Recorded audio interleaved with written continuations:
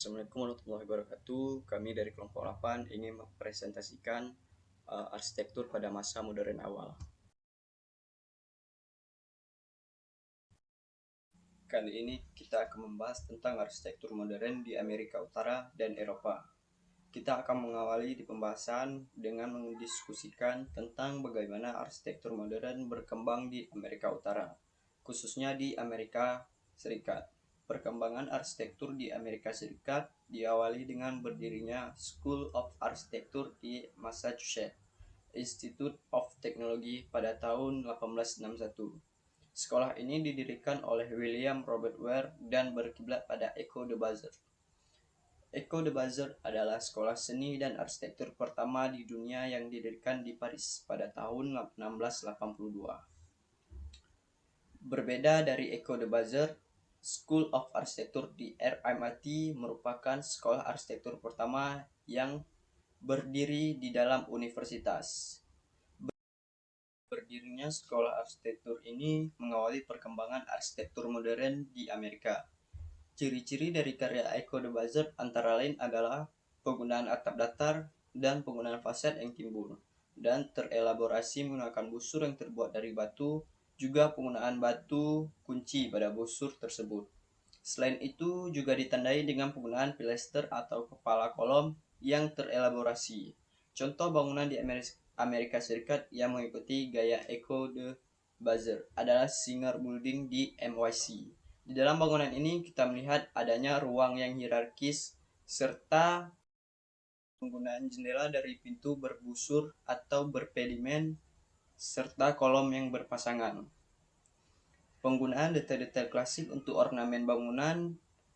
Perkembangan arsitektur modern di Amerika Serikat diawali dengan sebuah tragedi di Chicago, yaitu adanya kebakaran hebat hampir di seluruh kota pada tahun 1871 yang mengakibatkan hancurnya hampir seluruh gedung di kota tersebut. Kehancuran kota Chicago kemudian mendorong para arsitek di Chicago untuk bergabung dan berkumpul, serta merumuskan gaya arsitektur yang ingin mereka bangun untuk kota tersebut.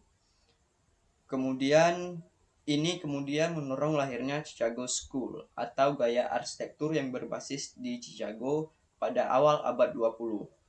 Terdapat dua periode pada Chicago School ini, yaitu periode yang pertama Chicago School 1, lebih banyak menggunakan material batu, dan ini berlangsung hingga tahun 1920-an. Tahun 1920-an hingga 1940-an adalah periode Chicago School yang kedua dengan menggunakan besi dan baja gaya dari Chicago School. Gaya dari Chicago School bisa kita lihat pada bangunan bertingkat tinggi menggunakan proporsi kepala badan dan kaki. Selain itu, struktur rangka atap ditutup dengan cladding berbatu bata merah. Bangunan juga menggunakan jendela kaca yang lebar yang dimungkinkan dengan adanya struktur rangka baja. Juga pada eksterior menggunakan sedikit ornamen. Arsitek yang sangat berpengaruh pada perkembangan arsitektur modern di Amerika Serikat adalah Henry Hudson Dickerson. Ia bersekolah di Echo de Bazar yang kemudian kembali ke New York pada 1865. Yang dilakukan oleh Henry Hudson Dickerson adalah melakukan reinterpretasi terhadap arsitektur Romanesque. Ini adalah contoh karyanya Trinity Church di Boston yang kental dengan gaya-gaya arsitektur. Bila kita lihat gaya dari Henry Dickerson pada tahun ini masih sangat dipengaruhi oleh Echo de Bazar dan sama sekali belum memperlihatkan ciri mainstream dari arsitektur modern. Contoh lain karyanya adalah Marshall Field Wholesale Store di Chicago yang berkiblat pada romantisisme, kenangan pada masa lalu. Kemudian juga bersifat monumental dan menggunakan struktur rangka besi di balik dinding batu. Tokoh arsitek yang kedua adalah Louis Henry Sullivan. Tokoh arsitek yang sangat penting dalam arsitektur modern di dunia. Louis Henry. belajar di MIT dan Echo de Bazar, dan dia sangat dipengaruhi oleh pemikiran Henry Rickardson. Pada tahun 1879, ia bergabung dengan Dagmar Adler and Co. dan membangun konsultan Adler and Sullivan.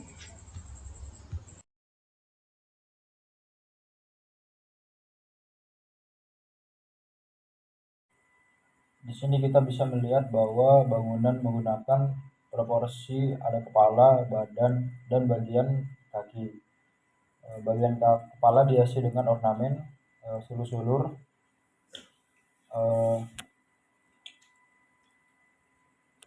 Louis Sullivan memiliki pemikiran yang sangat penting yang berkaitan dengan bagaimana penggunaan ornamen dalam arsitektur. Menurutnya selama ini arsitektur telah banyak menampilkan ornamen sehingga pada beberapa titik menjadi berlebihan, dan menurutnya ada baiknya arsitektur tampil secara apa adanya tanpa menggunakan ornamen sehingga bisa menampilkan keindahan yang sesungguhnya.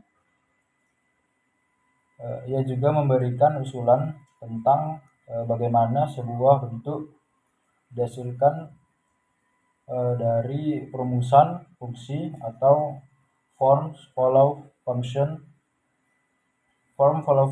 kemudian menjadi sebuah slogan, membuat sebuah kredo yang sangat berpengaruh pada arsitektur modern, dan ini diikuti oleh banyak arsitek yang lainnya. Perkembangan arsitektur modern di Austria.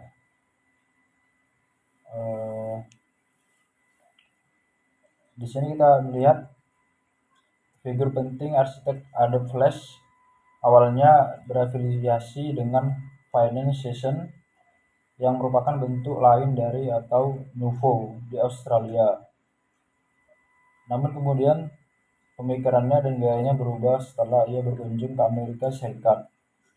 Ia sangat dipengaruhi oleh pemikiran Louis Sullivan, dan kalau mengagumi bentuk-bentuk vernakular yang sederhana dan tanpa ornamen dengan konstruksi yang fungsional.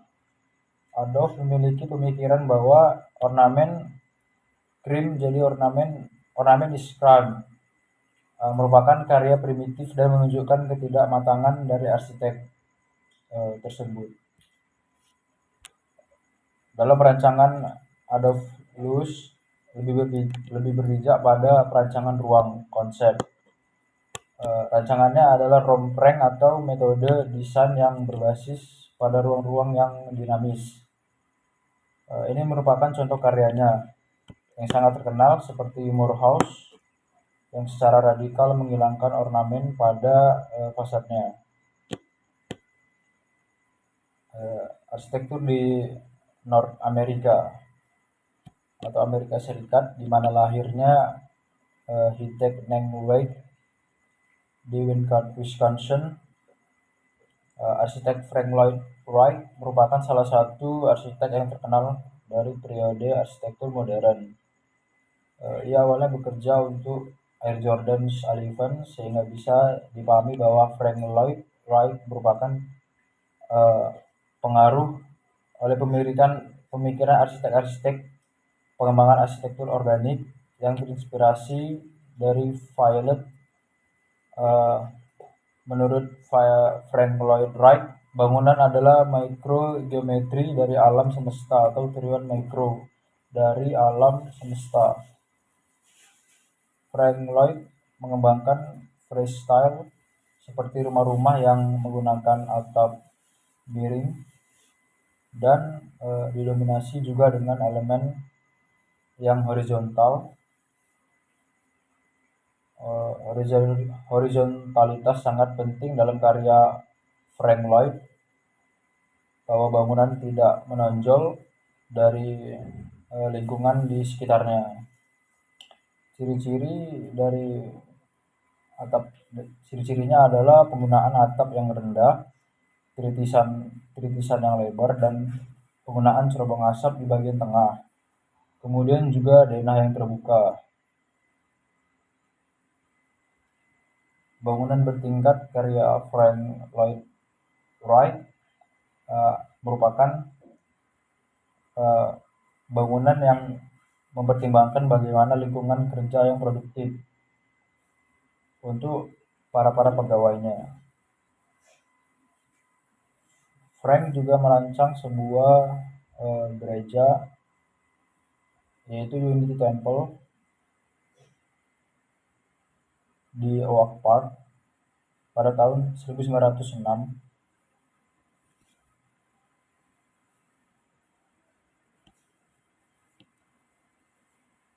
Ini merupakan karya-karya dari Frank Lloyd Wright.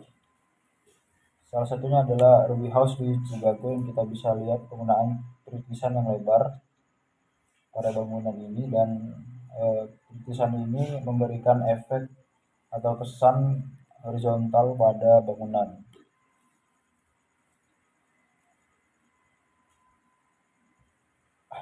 Karya terkenal lain pada Frank ialah Falling Water House di Miami. Ini merupakan karya Frank Lloyd Wright yang dia sebut sebagai arsitektur organik. Arsitektur organik dicetuskan oleh Frank Lloyd Wright yang menekankan pada penggunaan material yang banyak ditemukan di lingkungan sekitar, yang dalam hal ini adalah batu alam, kemudian juga banyak memasukkan unsur-unsur alam ke dalam bangunan, menyatukan ruang dalam bangunan dengan ruang luar, serta penggunaan unsur horizontal, sehingga bangunan tidak menonjol dibandingkan lingkungannya.